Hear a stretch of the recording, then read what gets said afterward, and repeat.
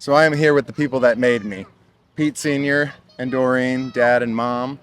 We're here poolside. We're celebrating our vegan anniversaries, which were just a couple days ago.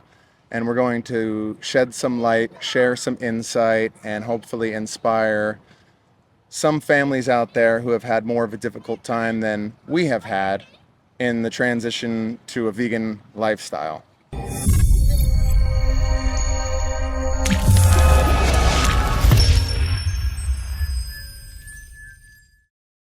I was very fortunate, very lucky that when I went vegan, only 3 days later, Pops here came into my retail shop, which he regularly did, to visit me.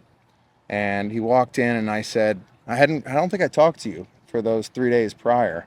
Maybe some short, conversation on the phone or something. But you came in the shop and I said, I was behind the counter and I said, there was nobody else in there. And I'm like, Dad, I had an epiphany. I found out what happens to animals in full detail. I watched some standard legal practice slaughterhouse footage, and I've been vegan for the past couple days. And you're kind of like, what? What do you mean? And I was like, well, can I tell you what we do to animals? Or actually, no, I tried to show you a video, and then you said, just go ahead and tell me. And so I explained it to you, and you stopped me a few sentences in, distraught by what I was telling you. You kind of knew some of the stuff that I was already, or you kind of knew some of the stuff that I was informing you on. And you stopped me short and said, you know what, I'll join you, son. Yeah. Nick's So, dad had been to a slaughterhouse at one time in his life and yeah. punched some guy out. Well, he chased some guy down, right? Yeah, chased Yeah, him. we're gonna get into that. So that'll be part of our. So I don't write any scripts for my videos. I like to just do them all natural. Maybe that's why they're discombobulated and sometimes, sometimes don't make as much sense as they could. But I want it to be natural. I want it to be free flowing. But I kind of have three pinpoints that I want to touch on. So that's our vegan story, which we're kind of getting into now. Then I want to talk about the 100-point system and maybe some of the things that happened to you along your life, some of the life experiences that you had that made it easy maybe for you to make the switch like that. And then I just want you guys to sort of share some of your insight to those out there, to the parents out there, to the families out there that have difficulty with this sort of thing. Um, so so yeah, Dad was my first vegan victim, right? And when he so easily said, "I'll join you, son," I'm like, wow, this outreach stuff is really easy. I can turn the whole world vegan real quick, real easy, right? And then I got a call from Mom, maybe that day or maybe the day after. That timeline's a little fuzzy, but you called me and you were upset with me, and you said, Pete, what the hell is this? You got Dad wanting to be vegan now. He's vegan. He says he won't eat any animals or animal products, and you do realize I'm the cook here, right? Like I'm now gonna have to cook 2 meals. So what is this? Is this some sort of fad or something? And I said, Mom, can I share with you a video? Can I send it to you? And you call me back and 10 let me. seconds. Yeah, so you watched that video. You called me back with audible tears in your eyes, and I could hear the sadness in your voice. And you said, I understand. I'm vegan too." So, do either of you guys want to share any? So, I mean, that's my perspective. Maybe you saw it completely, entirely differently. Um, so, do you want to start with Pops? Did Sure. you see it anything? Did you see anything different that I left out? Maybe. No, you didn't. You gotta excuse me, my throat. Yeah, you're good. Yeah, no, you didn't leave anything out. I'd like to tell a little thing though. Yeah. When I was younger, much younger, I was delivering salt to a slaughterhouse. Yep. Yeah, slaughterhouse.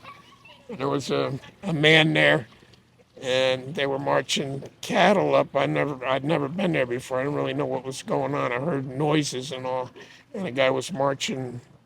Well, there was cattle in a row actually, and they were taking them up into the chute. And the guy's looking at me and he starts smiling at me and he's got a rifle. And I'm like, what the heck is, I think, here, with this guy with a rifle. and he clicked it and shot. He smiled at me and he kind of like laughed. I don't know. And he clicked it and he shot the cow in the head. I was like, "You son of a bitch!" And I jump over the thing and I chased him. I couldn't catch him. I was really upset.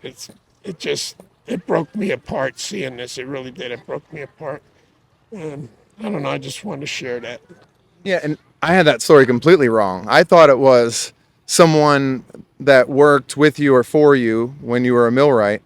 I thought they moonlit at night. I thought they drove trucks to slaughterhouses and you were going to help him out. So I told that story completely wrong on one of my other videos. And so I apologize. So, Yeah, this was when I was real young and I lived in Florida. okay. And yeah, the guy I drove his truck because he was too drunk to drive it, and I helped him. I see. And for I helped delivering salt to the him, yeah, slaughterhouse. delivering I salt to see. the Okay. I slaughterhouse. had it as you were delivering cows. So I No, thought it was no, a slaughter truck that you helped somebody I would drive. never drive one of those. I would Okay. never drive one of those. It was salt. Yeah. And correct me if I'm wrong on this part. I think I remember you telling me that you went on a hiatus after that and you couldn't bear to eat cows for several months after this? I, I don't really remember that, Peter. No? No, I don't. I don't remember that part. Okay. Um, Mom, how did you see your vegan transition differently than I described? Well, You want to take it? yeah, I Here. didn't really see it too much differently. Hold it up, just like yeah. Right here. Yeah. Yeah, I didn't see it too much differently. I don't remember it much differently, except for the fact that I was just thinking Dad would do it for a couple of days, Okay. and I didn't want to go buy, tofu and tempeh, and then he'd be like, this is not good food, because as a young woman, I was a vegetarian, and when I met Dad, I was a vegetarian, and you get to a man through his stomach. So I immediately started cooking for the man I met, which he was Women not a too. vegetarian. Yeah. Yeah, women too, correct. But I started cooking for him when we started dating, and he told me I'm a meat and potatoes kind of guy. So I went from being a vegetarian um, when I married Dad to back to meat eating. I slowly went back to it, but no, I don't see it any different except for the fact that I don't know. The call came in and you told me to watch Thousand Eyes. Yep. Yep. By the guy Paul Bashir, Yeah, who Bashir. started Yeah, yeah, Anonymous for the Voiceless. yeah. Yeah. It's a And I mean, it was 10 seconds is all I could watch. oh, 10 I didn't know seconds. that. You didn't Yeah, tell me that. 10 seconds. I couldn't. Yeah, I was done. But it's much easier for me because being a vegetarian, as a young woman, it was torturous in the 70s to get food. There was not much options. The options were so limited. I had to drive 45 minutes to go to a health food store somewhere in like East Brunswick or something. I don't even remember where it was, but you had tempeh, you had tofu. If you were lucky, they had tofu. They always had tempeh, TVP, Mm-hmm. and Celestial Seasonings tea. Wasn't much stuff out there. Yeah, it was real easy to lose a bunch of weight going vegan back then, Oh huh? yeah, oh yeah. Well, I wasn't Well, vegan. I was yeah, vegetarian. Yeah, sure. I was vegetarian. I didn't know about scary dairy then. Mm-hmm. But me and my friends, five of us, went vegetarian. And then when we would go places like zoos or what have you, we would protest if we saw things wrong or animals being treated poorly, Oh, okay. like the Long Island Zoo and things like that, and the Bronx Zoo. We would protest and try to do something, but we really didn't know how to organize. We didn't have a leader, so it was very limited. But we were a voice to know, to our degree. But so it was easier for me to be like, yeah, sure. I mean, let's do it. But within what, like 2 months after we became vegan, the Daya came out with the first cheese, I think, or it came to our neighborhood. Anyway, it was out probably. Yeah, we lived way out. We lived way out in the country at this time, in the middle of nowhere, north Georgia. And yeah, I don't think they had many vegan options in the grocery store at that time.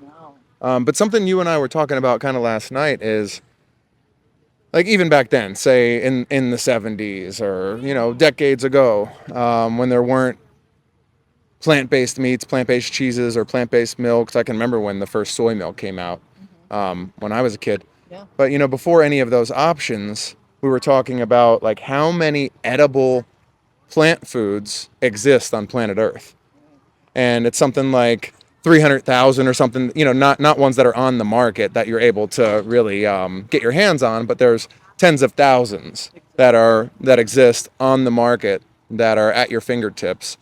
And so a lot of people think they need the plant alternatives, or they need tofu, or they need TVP or tempeh, or plant-based milk. Certainly it makes it a lot easier. Right. And that's why we're so thrilled that these products are hitting the shelves, because it's going to make the transition period easier for all of the new vegans, the pre-vegans that are now transitioning. So easy. Yeah. So easy. But like, you look back into history, and I mean, there are people hundreds and hundreds of years ago. There are famous philosophers and scientists and just people throughout history that have been vegan. They called themselves vegetarian back then because there was really no Dairy there was no word for the term vegan. So you could have been a vegetarian. You could have called yourself a vegetarian back then, but still kept away from consuming any animal products whatsoever, not just flesh. But okay, and Dad already kind of got into, well, I guess you did too, the point system thing. So I like to look at it. It helps my psyche, and I think it's beneficial for activists out there to kind of consider this. So there's something that I call the 100-point system, and a lot of activists use this point system when they're doing outreach.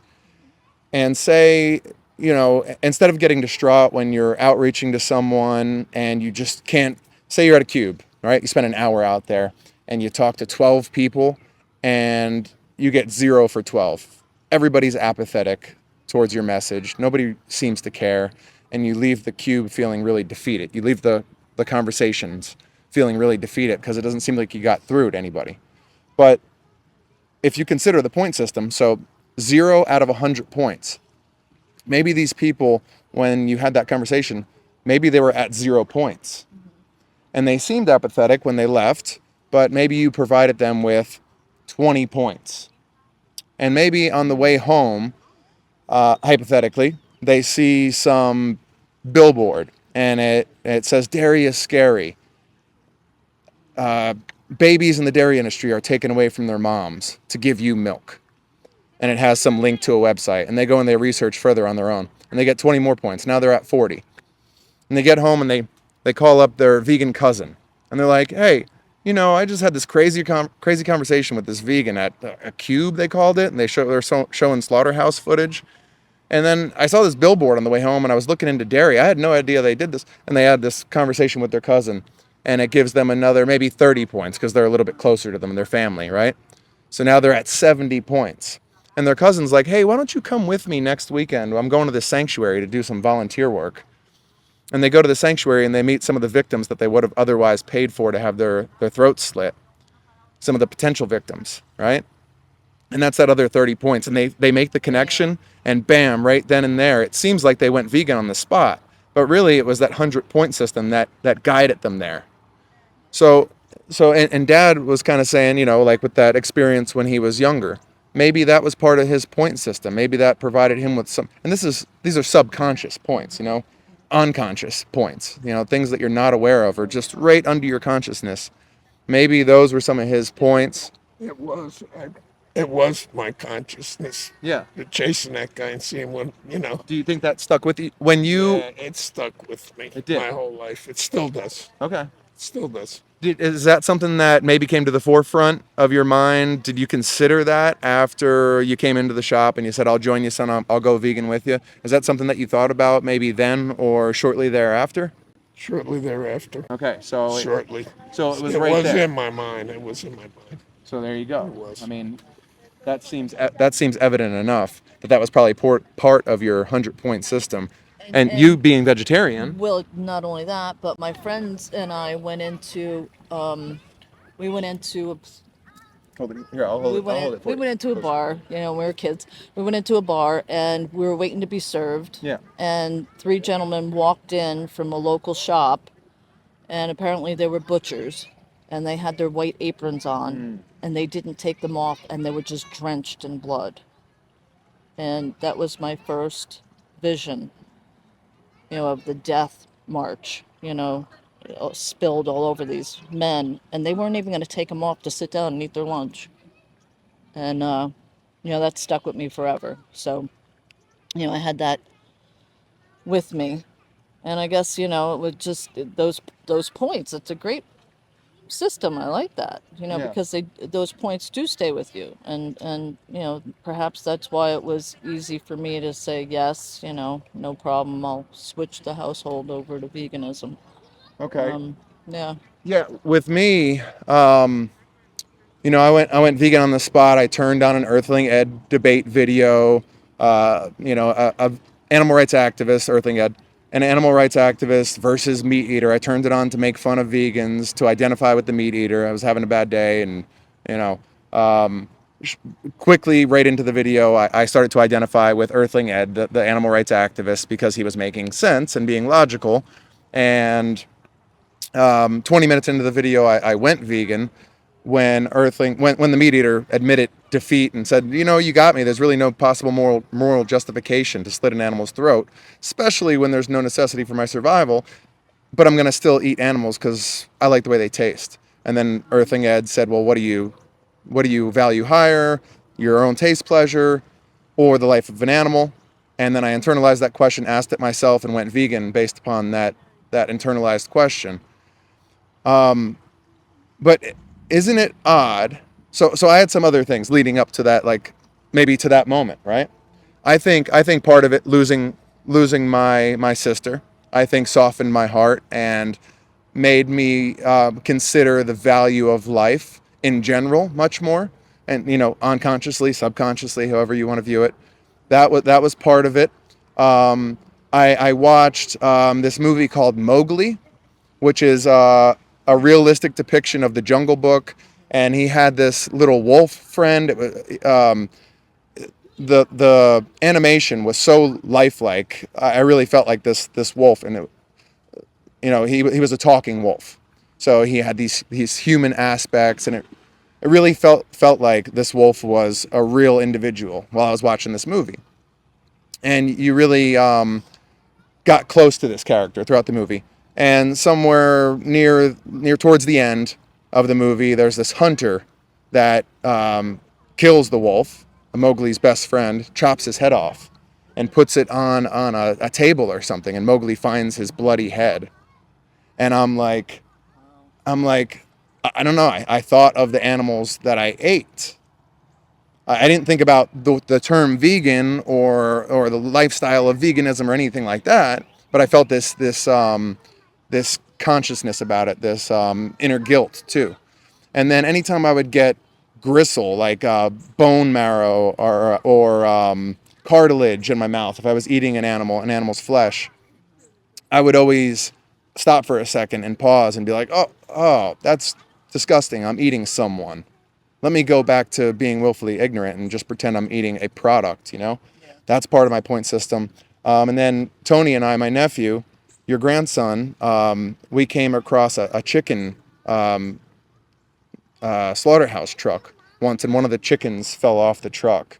And we stopped on the side of the road to see if we could do anything for this chicken, and we couldn't. And we're on the side of the road for like an hour, not knowing what to do, and the chicken died, and we sat there digging a grave with our hands and buried the chicken on the side of this road, on this mountain road. That was definitely part of it. Now, like I said, it's all unconscious. I wasn't aware of any of this stuff. But maybe when I turned that video on, it just had that much more of an impact. But isn't it funny how we had these life experiences, right? And we were upset by someone in a bloody, what did you call it? Not a slaughterhouse worker, but a butcher. A butcher apron. We're upset by that. We're upset by this guy shooting a cow in the head.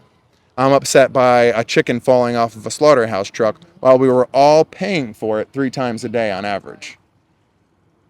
The cognitive dissonance is just so thick you can cut it with a knife. And then Pun intended. I had another huge life experience too. I worked in a freaking slaughterhouse yeah, you did. as a nurse. Yeah. I mean, I can't even believe I was there. You know, I was really young at that time. I don't were remember. in- Yeah, I was like maybe 13, no, 14. no. You were in RMA. You were in RMA. This Okay. was in Gainesville, Yeah, so Georgia. 14. I graduated high school when I was 17, so I was probably a freshman or sophomore. Oh, really? Yeah, maybe you were. Did you? So I don't remember because of that.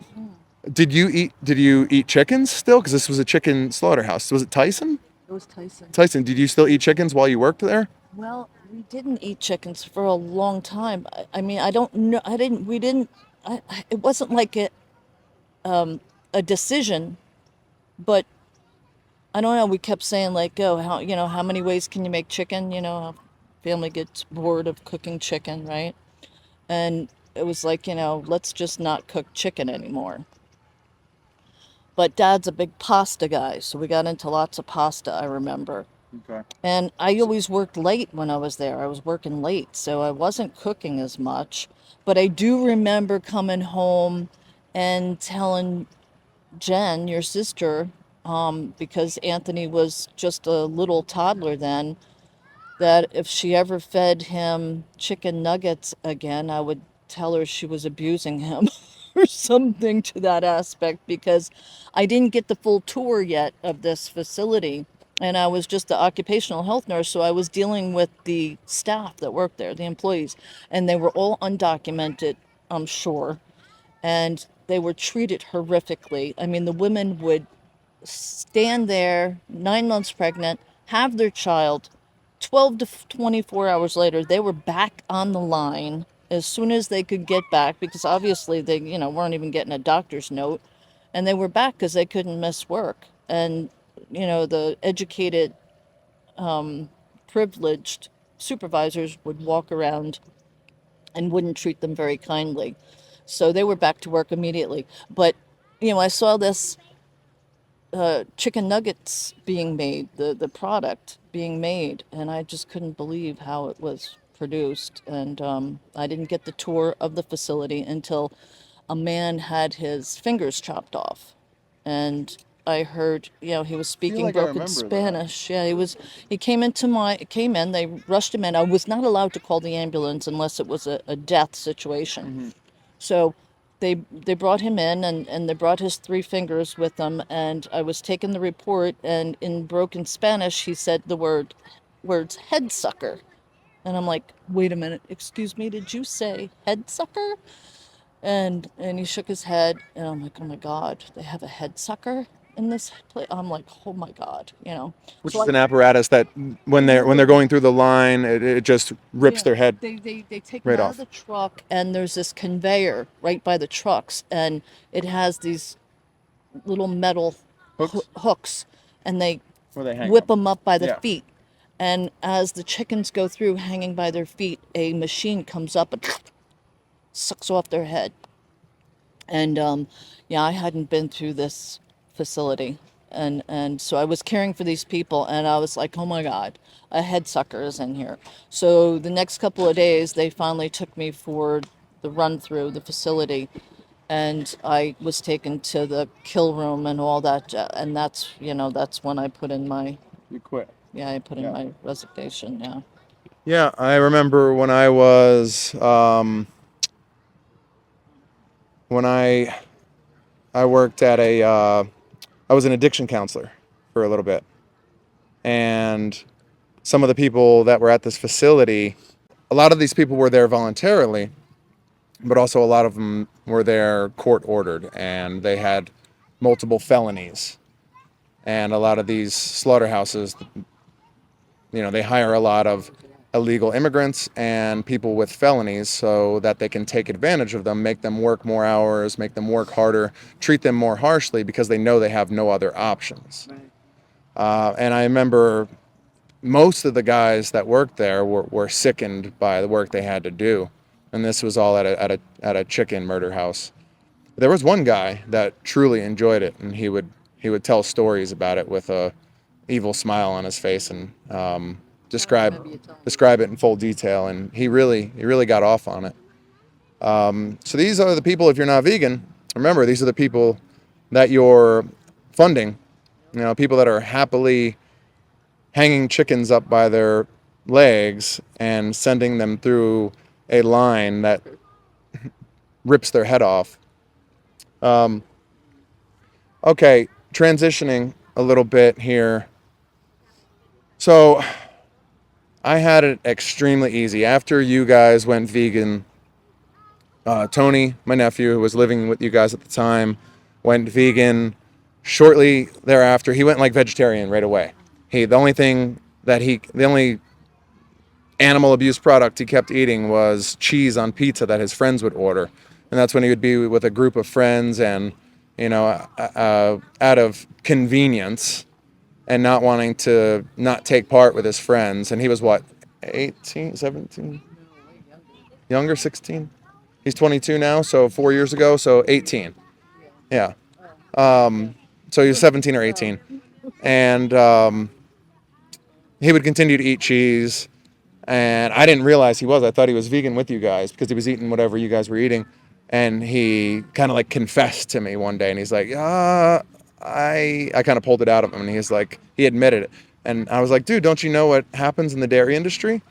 And gave him some resources. And he looked into it and came back to me, and he was like, that shit's disgusting. I'm fully vegan now. I can't believe. And then he started getting active. You became an activist right away after I did. Pops is an activist too. He talks to everybody that he comes across about it. He doesn't stay silent about it. And that's all an activist is somebody who opens their mouth when they can, does whatever they can. But, lost my train of thought. Cut. Where was I going with that? Oh, what was the last thing I said? Yeah, about dad.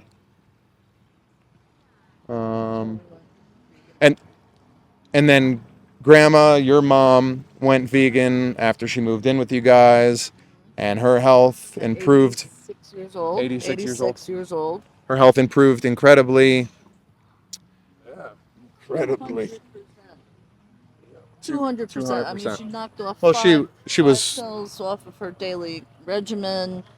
Doesn't take cholesterol pills. Doesn't take, Prilosec, for the stomach anymore. She knocked off so many pills. She couldn't even walk when she came through the door. She was, 2 elbows. She Yeah. couldn't even walk. Now she walks up and down the street. Morning walks. Yeah. So- Incredible. That's a ton of weight too, Grandma. Yeah. 65 pounds. 65 pounds. Most people don't have it this easy, where it's just a domino effect and the rest of their family goes vegan. The vast majority of people have to take this stance in opposition to the people that love them the most and the people they love the most. So I kind of want to get into that. And I just want to ask one more question. Was there any, when I went vegan, was there anything about me and our relationship that made you, like, because I'm a pretty outspoken person, and I would have brought it up every chance I got if you guys hadn't gone vegan, right? And you know that about me. You definitely would have. Yeah. That didn't come to my mind. It was nothing No. like, I want to make sure that my relationship is good with my son. No. It was none of that. None of that. I always, I always want to support you Yeah. and everything you did and everything my children did. So it was a no-brainer for me. So it was partially in support of me. Did that Yeah, have anything to well, do with it? right at first, that was my forefront thought immediately was to support you, and support dad because he wanted to do.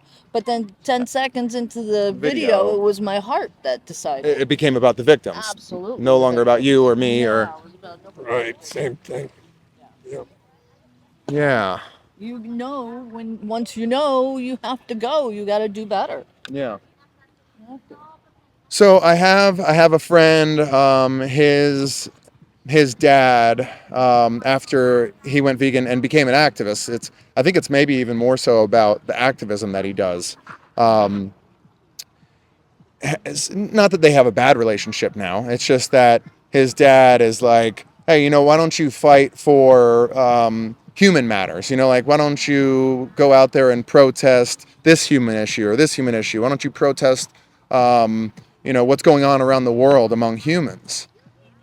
And I was kind of telling him maybe it's less about, and that strains the relationship. But I was saying maybe it's less about you and what you're doing and how you've transitioned to this vegan lifestyle and you fight for the animals. Maybe it's more about them and their guilt because their son, someone who they love immensely, is fighting against a system that they're taking part in. Right. So with people like that, or just in general, objectively, can you give any advice to families out there, whether you're talking to sons or daughters or moms or dads, or husbands or wives? Can you give any insight at all on that matter and help these people? Well, I've got to say, I don't know how long it took, perhaps 2 months, 4 months, somewhere down the line after we became vegan, that my guilt and my shame were so heavy because I thought back and I was like, I was a vegetarian. I knew better. And then I went back to being a carnivore and just not giving it a second thought, that I dealt with a lot of guilt and shame. And I just felt awful that I brought you up that way, that I brought my kids up as carnivores. I was like, I felt really bad. So I had a lot of guilt to deal with. It was silent guilt because I didn't share it with any of you guys. So perhaps that is, what your friends, family's dealing with is the silent guilt. And, that's something that, going somewhere that they used to visit perhaps as a father and son, somewhere that they used to go on a trip. Maybe they should go together and take a trip that they haven't taken in a long time to rekindle, you know, um, sometimes and share something around a campfire, perhaps share some time together and explain, why this is affecting your friend's heart so much that, he doesn't have his father's blessing. And then get the father's take on it, and then maybe they can meet somewhere in the middle and use the point system, and just keep building on that and building on that, and perhaps bring the father along to, a cube. A cube or a Yeah, sanctuary or yeah, something like something that? very mellow and, Yeah. low key. But yeah, a sanctuary would be the best start, I think. A sanctuary, and then go somewhere maybe to where the father is involved in and support the father in an activism, that he's passionate about, and support him, and then bring it Oh, back again and then say, hey, dad, this is something we can do together, you know? okay. And then go to a cube in 2 months. Don't do it, all together, Sure. but take time and then take little bites off Okay. and build upon the relationship like that. Wow, that's way more outside of the box than what I think real simply. I'm like, sit them down, have them watch Dominion, 2 to 3 hour documentary. Yeah, I don't know. Just have them watch it, I don't know. make them some vegan food, Yeah. and There you explain go. it to them. Yeah, Food. food. Food. Food is a great one. Food. Sometimes it's just not that easy. Some families are just going to push back and tease and poke and prod. It's a shame. Yeah, that really is shameful. Because when at any other time would you do that Yeah, in your child's life? yeah, you I wouldn't. can't think of one. You know, I That, really, that's why I yeah, think it's so much about whoever's doing the poking and prodding and the making fun of. I think it's more about their guilt. Yeah, but it's like a deflection. Like they are guilty. They don't know maybe necessarily how to deal with it, and so they poke and they prod and they make fun. And this is how they deal with it. Maybe they don't really mean it. What? I got something else. Hit them where their health lies. Okay, yeah. If they have high blood pressure, say, you know, I also have been thinking about your health, mom, dad, sister, brother. You know, and this runs in our family, and the best thing that we can do to avoid sudden cardiac arrest would be to become vegan. So, you know, they can hit that avenue as well.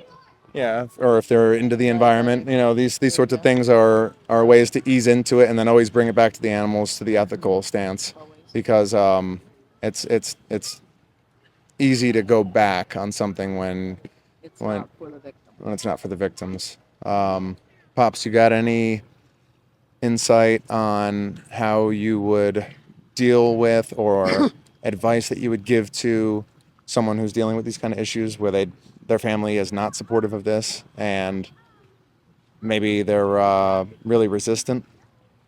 Go vegan. That's all I can say. Go vegan. That's the way to go. Yeah. Go vegan. You'll never regret it. Yeah. That's how I feel. Turn on Dominion, go vegan for the victims, for the animals. Well, it's kind of nice. Sorry about all the background noise here, but there are like, I don't know, almost 20 people out here. A dozen? 1, 2, 3, 4, 5, 6, 7, 8, 9, Kids 10. having Yeah. fun.